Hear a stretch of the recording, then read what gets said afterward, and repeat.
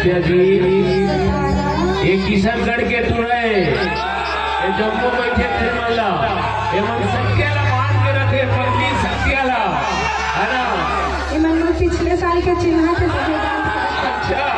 ठीक है पिछले साल के कुछ दे के जाने लगी है ना सुनना काकी थे ये मन के थे चटक मटक तो रेंगना सत्या फूका सही तो था चटक मटक तो रेंगना सत्या ये जुल्ला हो गया थोड़ा नाम बोल ऐसे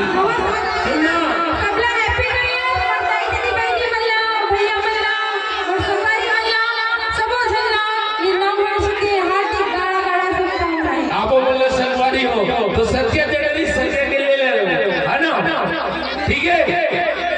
कुछ नवा बोले बात सुना सत्य जी मैं करना कहा चाहता हूँ कि हम पूरा मन कहा थे मैं नहीं कहा था भाई भाई है नहीं हम नदिया तीर के रहिया नदिया छोड़ के ढोला डबरी में नहा लेते और सत्य कहे तो पुराना हो गए तोला छोड़ के हम दोनों डोबरी ला बना लेते ये मन कहा था तो बोले बोले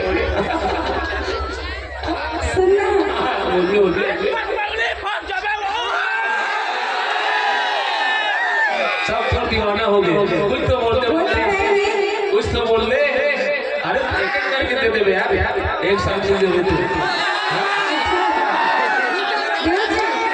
ऐसे लेहू नहीं संगवारी तैयार हो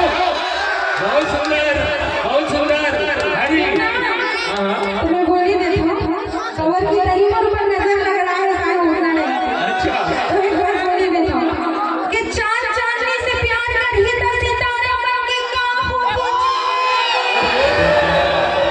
कि चांद चांदनी से प्यार करिए तो सितारा बन के काबू जी और तो पहला देखो तो तुम्हारे बन के काबू जी। अरे चांदनी को चांद पसंद है सितारा नहीं चांदनी को चांद पसंद है सितारा नहीं हम तो किशनगढ़ के दूल्हा डॉक्टर हरी हमें स्वर्ण माल चाहिए तुम्हारे जैसे खटारा नहीं बहुत सुंदर संगवारी हो बहुत सुंदर लोक संस्कृति लोकली था हम छत्तीसगढ़ महतारी के अंचल में रहिया छत्तीसगढ़ ही मेरी बोली भाषा में ओकरे से कहते घलाओ छत्तीसगढ़ के गढ़ार माटी बियर की माटी है छत्तीसगढ़ के गढ़ार माटी बियर की माटी है साथ में बहु दीवी दादा अवसर है गढ़ी है और वो छत्तीसगढ़ महतारी के घर भाषा छत्तीसगढ़ी है जे घर भाषा छत्तीसगढ़ी है संगवारी हो